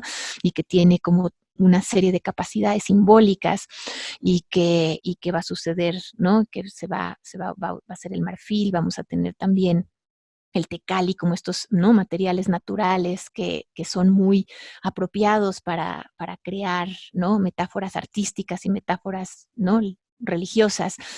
Y, Pero bueno, cuando sabe que, claro, una imagen que empieza a actuar y que empieza a adquirir devoción, la historia también es muy común que pues se generen, puede verse como hurtos sacros o como, ¿no? Como la necesidad de cooptar ese culto o como la necesidad de por lo menos estudiarlo, ¿no? Canalizarlo, institucionalizarlo. Entonces, cuando sabe que esa imagen se le va a quitar, hace otra con el mismo nombre y dice que le hace los mismos favores. El anacoreta muere en 1660 y su vida se publica en 1683. Eh, esta imagen, ¿no? Justamente ay, no, antes de pasar. En 46 es cuando, ¿no? El obispo Palafox, ¿no? Pues, ¿no? La imagen está generando estos milagros, hay que ahorita vamos a ver qué tipo, ¿no? O sea, dentro de la enorme variedad de imágenes milagrosas, a qué, como dentro de qué características o qué estamos viendo, qué está sucediendo con este en particular, pero se la da, ¿no? A un almirante que va de paso para conquistar California, que era su paisano, pero que después termina, ¿no? En Lima y en el Reino de Chile, y que al morir pide que la pieza regrese a Puebla. Y es por eso que la imagen regresa después de 30 años, en 1676, que es lo que les mencionaba hace un momento. Y cuando llega, claro, llega lastimada, entonces se le pide a un perito escultor, aquí también es interesante quiénes, ¿no? Intervienen o cómo intervienen las imágenes, en dónde actúa el ámbito del arte y en dónde actúa el ámbito divino. Aquí se le pide un perito escultor para que la componga, ¿no? Algo similar, por ejemplo, se cuenta de la imagen de San Juan de los Lagos y se dice que la imagen estaba dañada, que se lleva a Guadalajara para su compostura, pero la imagen no permite que se le, ¿no? Que se le toque, que se le restaure, de manera que quienes la llevaban, de pronto en la noche se acercan unos artistas y les dicen que, ¿no? Que ellos pueden hacer esa restauración y pues la hacen, pero al día siguiente desaparecen los artistas, o sea, no cobran por hacer la intervención. O el caso de la que vimos hace un momento, la Virgen de la Salud, lo que nos cuentan los jesuitas es que cuando se intenta, ¿no? Como intervenir el rostro, la imagen se aflige, la imagen no quiere, ¿no? Como que el ámbito en el que el hombre puede intervenir está más en el vestido, está más en otros elementos, y recordemos también esta importancia en manos y en rostros cuando se trasladan copias o cuando se llevan copias. Entonces, esta pieza, digamos que en primer lugar algo que es importante pensar es que es una pieza que no está en un ámbito urbano, está en un ámbito español, está en una capilla vinculada a la catedral, cuyo origen es un eremita, ¿no? Español, y que va a servir, no es un caso de sustitución, no es un caso en donde el protagonista de la historia y ¿no? de la historia milagrosa es un indio, no es una historia, ¿no? de evangelización, pero sí es una historia que va a conformar una identidad local de ciudad, una identidad de patria, una identidad, ¿no? de ciudad y, ¿no? y que va a crear justo una identidad al interior de la catedral, ¿no? Que les había dicho iglesia de la ciudad por excelencia, es una inmaculada, ¿no? ¿no? Que parece Virgen del Pilar justamente porque desde que llega de su largo viaje, llega con ese pilar y lo conserva como parte de los bienes y de su ajuar, pero es una inmaculada, la misma advocación de la catedral, de 60 centímetros, novohispana y mm, bueno, de madera, ¿no? Tallada en madera, policromada. Eh, y, eh, y que y digamos que el obispo, ¿no? Palafox aleja físicamente de su primer contexto local, pero vuelve realmente a la ciudad de Puebla por ejemplo, cuando se cuenta la historia de por qué, ¿no? O se le quiere dar una explicación digamos, esta cosa como tan extraña de por ¿no? De haberla alejado, dice, claro, el hecho de haberla alejado permitió que finalmente su culto pudiera ser más amplio, porque si se lo hubiera dado, ¿no? A un convento de monjas, pues hubiera quedado mucho más, ¿no? No habría salido, si no hubiera salido del territorio y no hubiera regresado posteriormente, esta imagen habría tenido habría quedado en un sitio mucho más cerrado. Eso es, bueno, si queremos pensar en el ejemplo como más clásico de este fenómeno, sería pues el Cristo de Ixmiquilpan, ¿no? Que finalmente el obispo que se lo trae de la comunidad de Ixmiquilpan y lo lleva y lo trae a la Ciudad de México, lo termina regalando, dando a las monjas de Santa Teresa, y ese es un poco digamos, el parangón que están haciendo aquí cuando la historia se escribe. La primera historia es de 1683 o sea, la primera publicación en donde realmente se incluye, ¿no? Las historias de la anacoreta. Entonces, sabemos que se hicieron copias, sabemos como él dice, deja una copia en el sitio. Eh, y eh, se retoman, ¿no? O sea, para esta publicación de 83 obviamente se están retomando esas historias, Pedro Salgado de Somoza, y, mm, y déjeme ver, espérame. Ok, y aquí, y empieza, les decía, ¿no? A cubrirse, no es común, no es normal que la encontremos como ahorita la estamos viendo, ¿no? Estamos muy acostumbrados ahora como a tener acceso a todo, pero a visual, a muchas cosas, pero en este momento, pues, parte pues de la dinámica de valoración y es el alejamiento. Y no solamente se aleja a través de la ropa, que es lo que estamos viendo, que está cubriendo el cuerpo y que está alejando la pieza, sino también de cortinas, ¿no? Y de cubrir esta pieza por completo.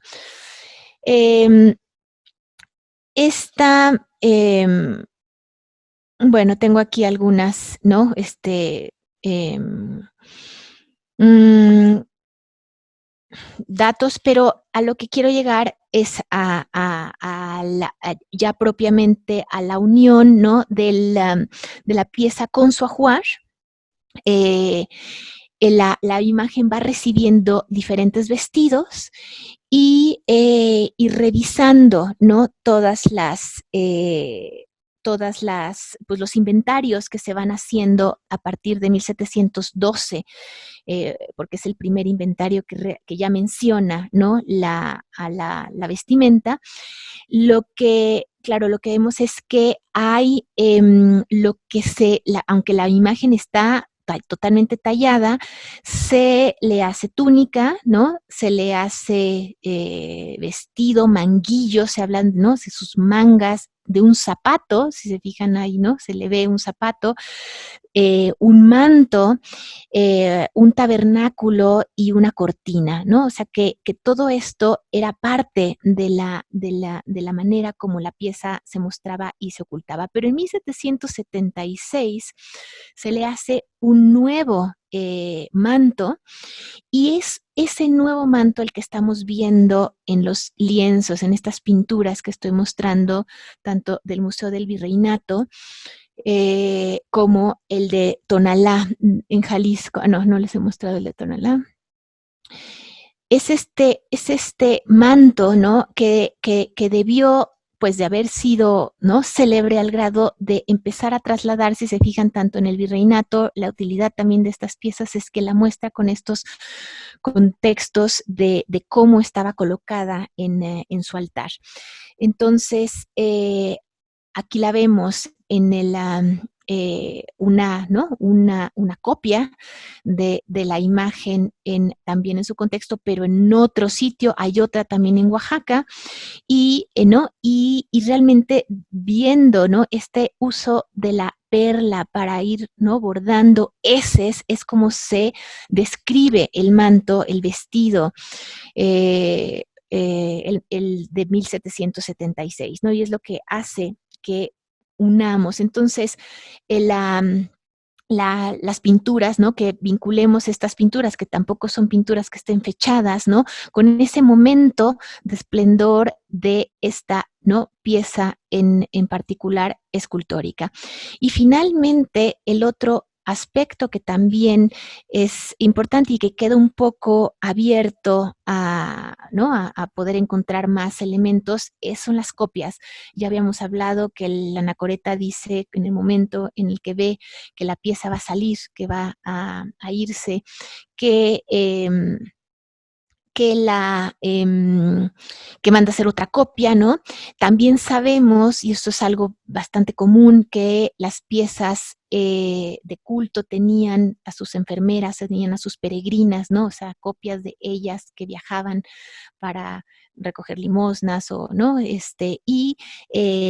sabemos que había una peregrina en la catedral y aquí un poco para cerrar y volver a nuestro, ¿no? A nuestro fascistol que en la sesión anterior les decía, no creo, o por lo menos ese fue mi argumento hasta ¿no? hasta el momento, ¿no? Mi idea es que esta pieza que ahorita encontramos que sí es una Inmaculada, que no sería, ¿no? La Inmaculada que habría estado, que si, ¿no? Yo les mostraba la sesión anterior que me inclino más a pensar que hubiera sido la pieza de marfil que les mostré el viernes pasado y no esta talla, porque esta realmente a la que se parece es precisamente a la Virgen de la Defensa, ¿no?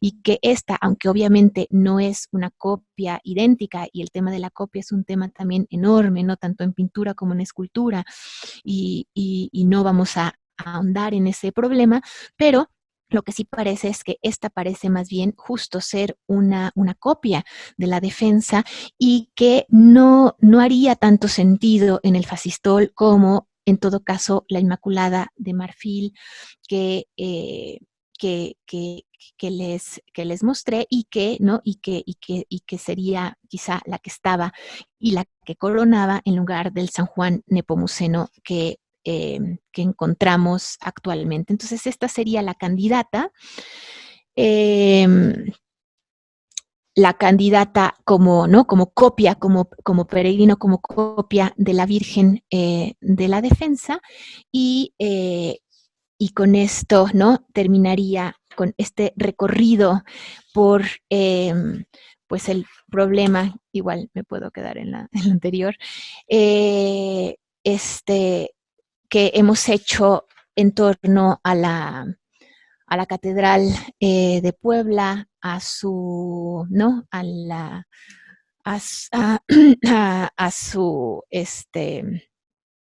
a la relación o a la importancia de pensar el arte en relación a sus usos y que en esto el ajuar cumpla un papel fundamental.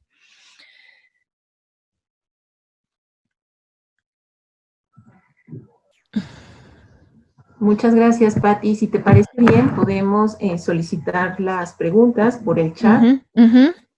Perfecto.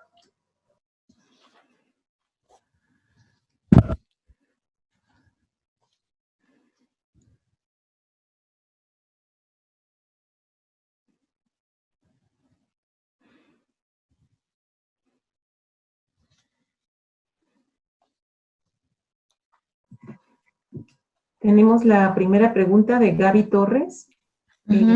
Ella quiere saber si la Virgen de la Defensa tiene la Virgen de la Defensa tiene tallado un cometa. ¿Por qué?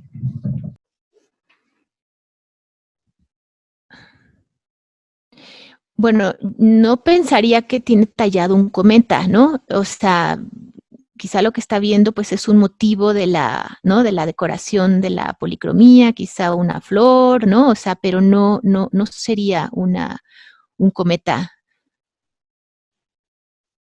O dónde está viendo tallado un cometa, no,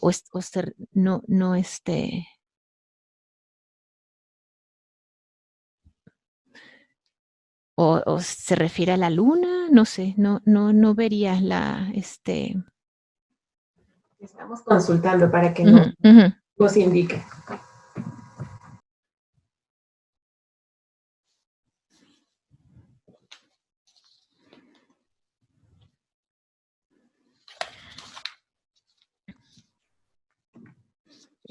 Cristian Uriel Galán pregunta, ¿se tiene algún registro sobre quiénes elaboraban las ropas de las imágenes? ¿Existían gremios de este tipo de oficios? Ujú, sí, sí, sí. Sí, sí, los tejedores, o sea, en realidad sí, sí, sí, sí, sí había gremios y aquí, de hecho, hay ahora una colega recién que va a entrar ahora al instituto que se va que trae un proyecto para trabajar este problema justamente de los tejedores y de quienes en realidad, o sea, de los gremios que podían estar en manos, por ejemplo, pues sí, de algún maestro español o criollo, pero que finalmente las manos, ¿no? Podían ser también indígenas, pero sí, había gremios y efectivamente los tejidos, ¿no?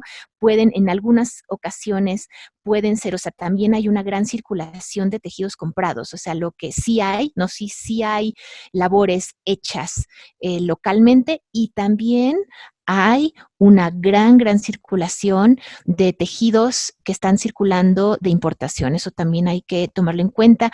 Algo que vemos, por ejemplo, en los inventarios es las primeras, sobre todo las primeras menciones de tejidos son bordados en el 16, o sea, como que el bordado es algo que está a la moda y que está siendo muy popular, mientras que ya en el 18, aunque no se esté usando el término despolinado, estos tejidos que parecen bordados, pero que en realidad no están hechos con esa técnica del bordado, adquieren más como más protagonismo y eso también lo vemos con lo que ha quedado, lo que queda en la Catedral de Puebla. Tiene una colección importante de textiles, tiene ornamentos, tiene bastantes, tiene una buena colección, no conserva los vestidos de la Virgen, pero sí conserva ornamentos litúrgicos. Entonces, también, ¿no? Lo que sabemos es que también se hacen a partir de la importación y que pueden ser, pues sí, telas francesas, telas valencianas, ¿no? Telas de Lyon, o sea, que en realidad están circulando los tejidos también de exportación ¿no? O telas también se habla, pues, ¿no? O sea, chinas, orientales, que se están haciendo ¿no? Como al estilo, no forzosamente hechas en los sitios, ¿no? No alguna técnica en Damasco, pero digo, por ejemplo, en Granada o en algún otro sitio en España, pero todo ese es un enorme, realmente hay una diversidad enorme de posibilidades para la producción de estos tejidos que pueden ser tanto locales como de exportación, usando telas de exportación o usando telas o haciéndose bordados, ¿no? Localmente.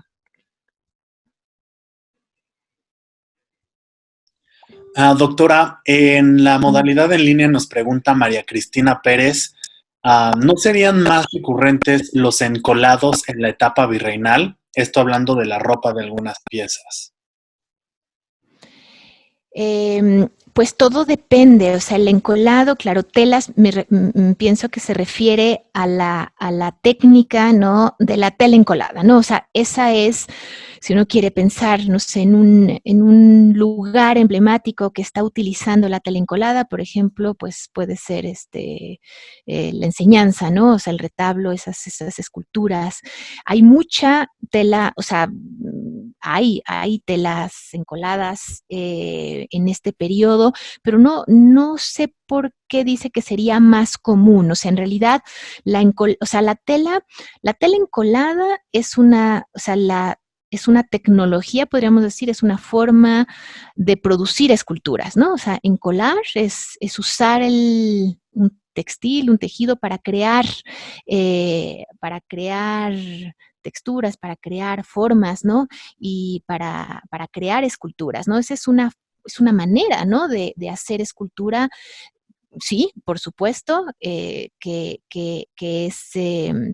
es una modalidad que tenemos y que incluso no hemos estudiado tan bien como tenemos estudiada la tecnología de las tallas. O sea, esto que estamos viendo es una talla en madera policromada, o sea, dorada y policromada, ¿no? O sea, es lo que en algunas ocasiones se le llama un estofado, ¿no? O sea, que implica, pues, ¿no? Realmente tallar eh, uno o varios bloques unidos de madera y crear la figura y después pues usar, ¿no? Capas de preparación para colocar las policromías que empezarían por el dorado, ¿no? Oro, ¿no? Láminas de oro y después la pintura para ser esgrafiada, ¿no? O sea, temples para poderse esgrafiar o después también hay más adelante, no sé, en este caso sí estamos viendo esgrafiados, pero también podemos ver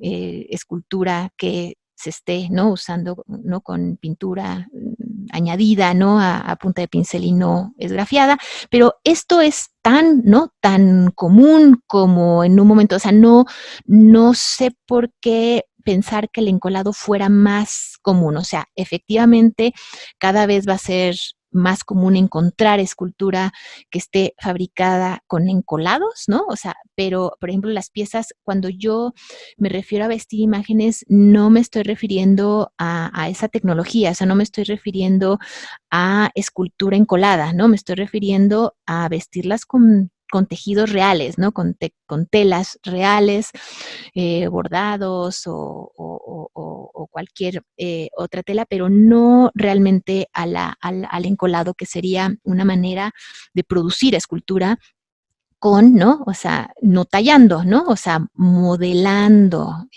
sería, o sea, el encolado cuando se usa esa materia, pues se modela, ¿no? O sea, se le da forma a la tela y en ese sentido, bueno, también es un tipo de escultura multimatérica. Gracias. Tenemos varias preguntas, te las voy a leer. Abril Cortés, ¿de dónde provenían las pinturas para las esculturas? ¿Se elaboraban los pigmentos en México? A ver, lento. ¿De dónde provenían las pinturas para las esculturas? Y si se elaboraban los pigmentos en México.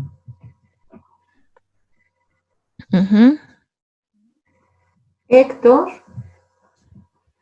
¿por qué los azulejos entre el coro y el altar están acomodados en forma de estrella de David?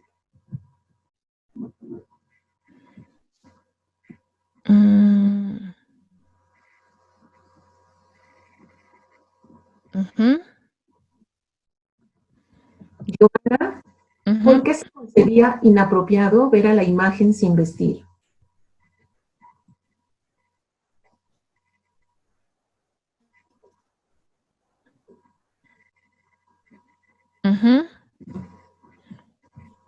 Gaby Torres hace un comentario sobre lo que te consultaba del cometa. Vi la imagen en la exposición de los secretos de la catedral en el 2014 y en la parte de atrás del vestido estaba tallado un cometa, pero no estoy segura que haya sido esta imagen.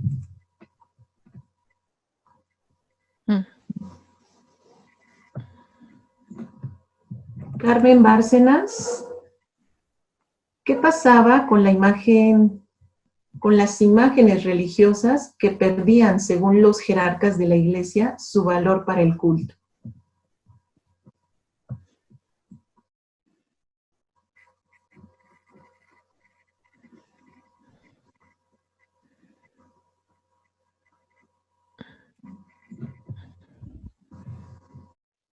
¿Y cada cuándo se cambian de ropa a las imágenes de la Virgen? ¿Deben ser solo mujeres? Uh-huh.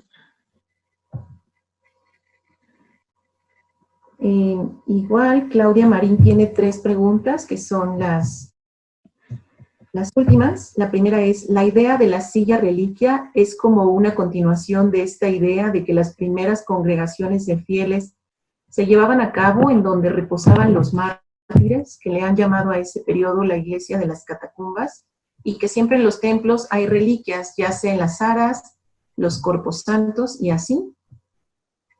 La 2 es el caso de la dignificación de las imágenes y del hecho de que reciben más culto mientras más grande era su ajuar, es como el opuesto del nazareno del Hospital de Jesús, ¿no? Y la última es, el vestido del que habla de la Virgen de la Defensa hace juego con el frontal de altar que se presentó en la expo de la catedral en el museo. Ok. Son todas las preguntas. Ok, a ver, son muchísimas. Igual si alguna no la digo, me recuerdas, Silvia. A ver, voy a empezar quizá por la... bueno, voy a empezar por esta de la... lo de la expo no me queda claro. Esto del frontal de la expo no me queda claro. ¿A qué expo? Quizá esto para que aclare un poquito más. ¿Qué es esto de del frontal? O sea, yo... no sé, quizá si hubo una expo en donde hubo un frontal que se parezca, pues más bien me interesaría, ¿no? Como conocerlo. Pero no he vinculado realmente este vestido y este manto con algún frontal en particular. O sea, yo más bien lo veo como algo bastante único. O sea, estaba pues, realmente bordado con perlas, ¿no? Y realmente lo veo más bien como una pieza que debió de haber sido única. Esa sería mi primera, ¿no? O sea, mi primera impresión. Pero si esta persona encuentra alguna relación con un frontal, pues más bien a mí me interesaría como conocerlo o ver a qué se refiere, eso sería interesante. Por otro lado, dignificación del culto y opuesto al nazareno, esto es algo que tampoco entiendo muy bien la pregunta.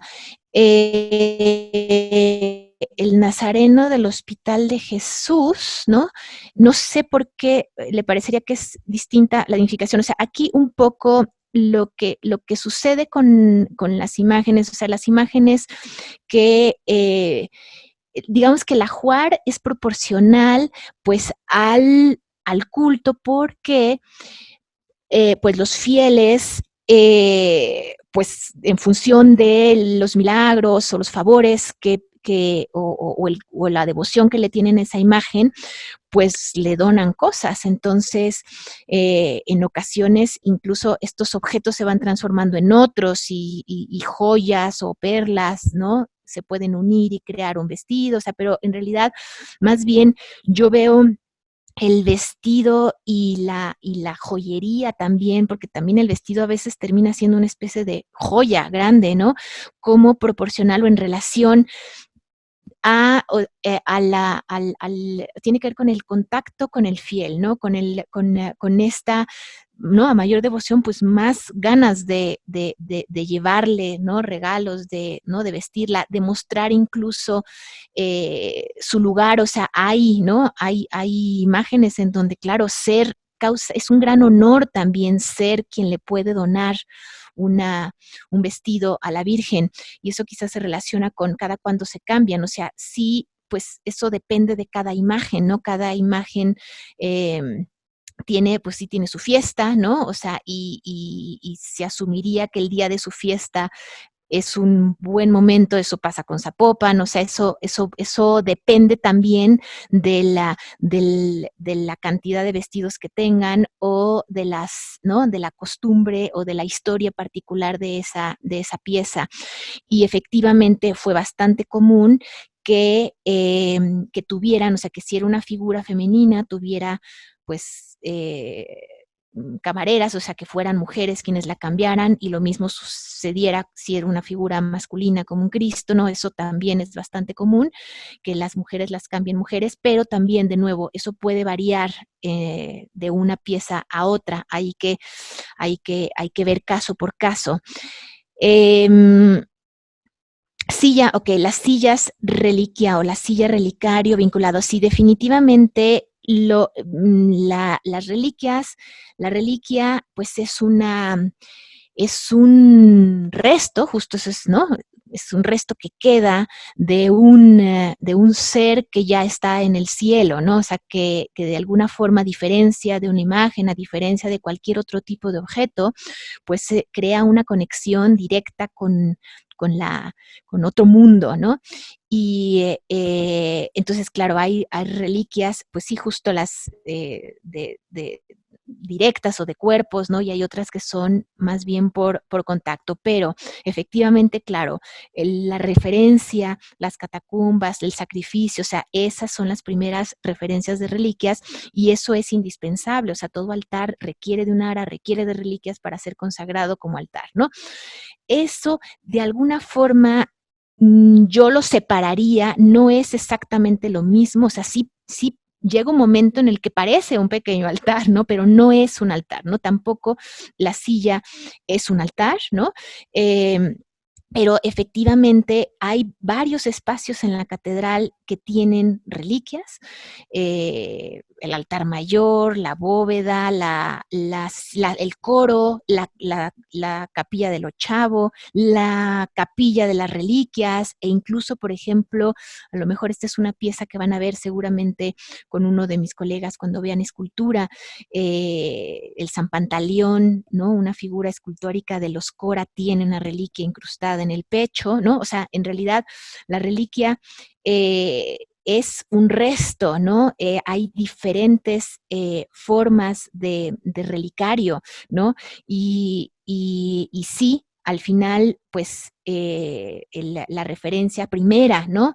Es el sacrificio, y son estas catacumbas, incluso el redescubrimiento de catacumbas en el 16 fue lo que volvió a disparar, ¿no? La circulación de reliquias justo de las catacumbas. Pero yo lo separaría de la silla relicario, ¿no? O sea, la silla relicario yo la pienso más vinculada a, en todo caso, ¿no? La cátedra de San Pedro, o sea, el simbolismo de Pedro como vicario de Cristo, y no tanto, ¿no? O sea, pero claro, el simbolismo de martirio está, ¿no? Siempre. ¿Qué más? Cuando perdían valor las imágenes, ¿qué pasaba? Esa es una pregunta que quizá donde es muy claro, con la pieza que es muy claro explicarlo, ¿no? Es que, claro, ese es material sagrado, ¿no? No se puede tirar a la basura, no se puede, ¿no? Una imagen no puede nada más, ¿no? Desecharse. Y eso es algo que queda muy evidente cuando uno recorre la historia del Cristo de Santa Teresa, porque precisamente, y este año justo, ¿no? Esto lo tengo muy fresco porque justo este año se inició un año jubilar, porque el próximo cumple 400 años de su autorrenovación, o sea, este Cristo, el Cristo de Ixmiquilpan, o Cristo de Santa Teresa, que todavía se conserva, es un Cristo cuya historia milagrosa tiene que ver precisamente con esto que preguntan, ¿no? Cuando pierde valor para el culto, ¿qué se hace, no? O sea, así empieza la historia del Cristo de Santa Teresa. Es una pieza que justamente le ha pasado eso. Lo que le ha pasado es que se ha deteriorado tanto, es una escultura que se dice, ¿no? O sea, que llega a una población en el estado de Hidalgo, Ixmiquilpan, en 1545, con un personaje que es muy importante para los jesuitas, porque fue el gran patrono de los jesuitas de su colegio de San Pedro y San Pablo. Y, y, este, y esta pieza, aunque claro, como sabemos que es una pieza de caña, la que actualmente se conserva, pues no es creíble que haya venido de Europa, pero cuando en 1621, ¿no? Va el obispo, en este caso el arzobispo Pérez de la Serna, al templo, pues ve que la obra está increíblemente deteriorada. Entonces, no, pero es antes, él va justamente antes, es 16, 1500, no, 1615, porque claro, la historia es que su visita es anterior, porque justo la autorrenovación es en 1621, o sea, la pieza está tan carcomida, tan mal, que no sirve, dice, no sirve para el culto, entonces pide que la entierren con el primer muerto del pueblo, ¿no? O sea, que haya una especie pues de ritual para que esa pieza, aunque ya no se le puede rendir culto, aunque ha sido, ¿no?, una pieza tan dañada,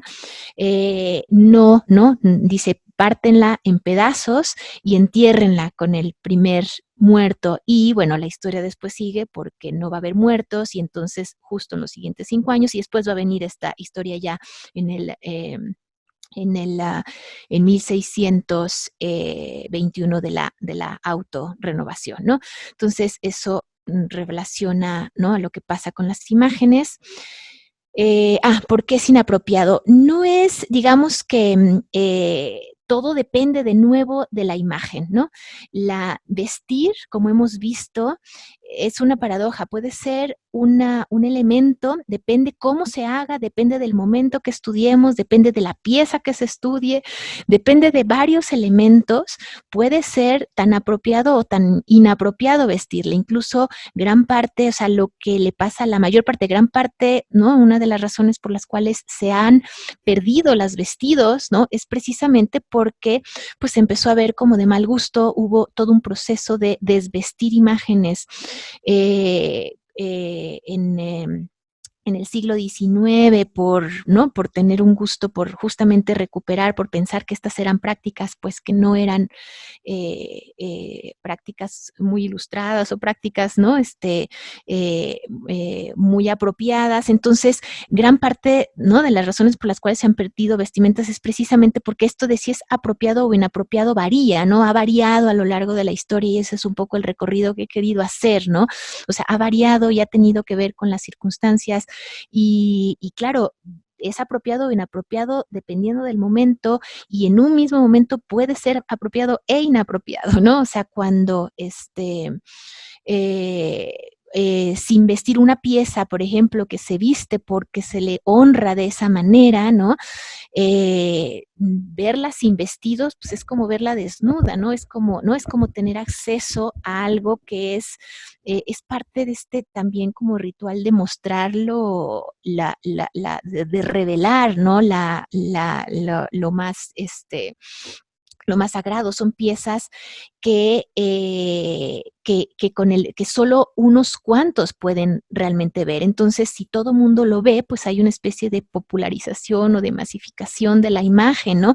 Y hay comunidades que pueden ser pues muy celosas a que eso suceda, cuando hay otras que no. Reciente ya hace bastantes años, cuando estábamos justo trabajando en España, otro proyecto, había precisamente una pieza de procesión, de candelero española, que había entrado a restaurarse en el Instituto Andaluz del Patrimonio, y firmaron un contrato para precisamente impedir, o sea, el contrato decía quién podía restaurarla y verla, y nadie más podía hacerlo, y estaba prohibido tomar fotografías. O sea, era algo que para la cofradía era muy indigno, ¿no? Que se le viera sin todo su boato, sin todo su lujo, sin todo, ¿no? Porque como han visto, hay piezas que se desvisten y son, ¿no? Perfectamente, se sostienen perfectamente como esta pieza, pero hay otras en donde lo único que está tallado es el rostro y las manos, y todo lo demás puede ser un candelero o puede ser una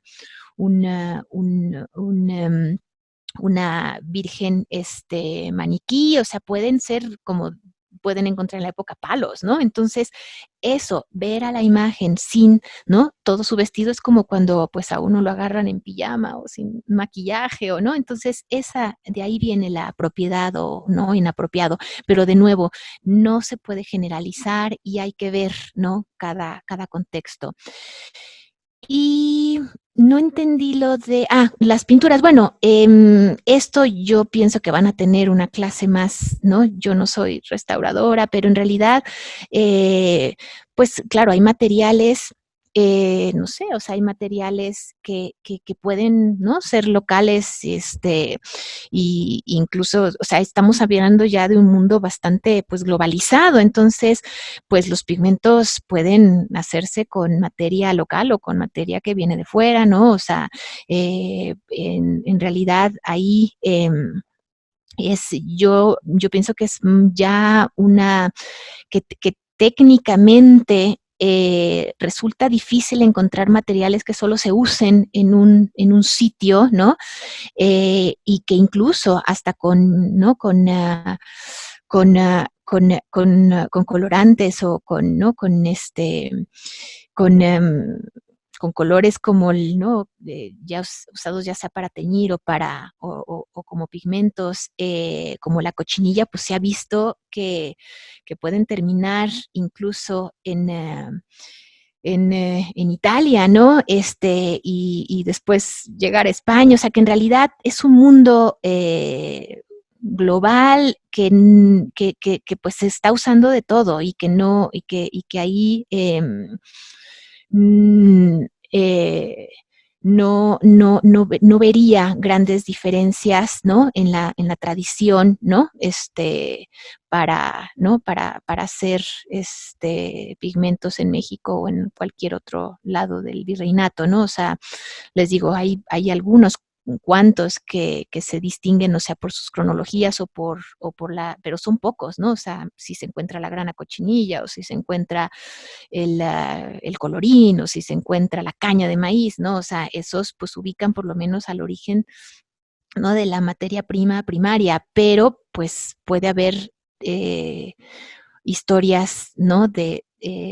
No sí, muy diversas después, o sea, no vería ahí una diferencia entre lo americano y otro.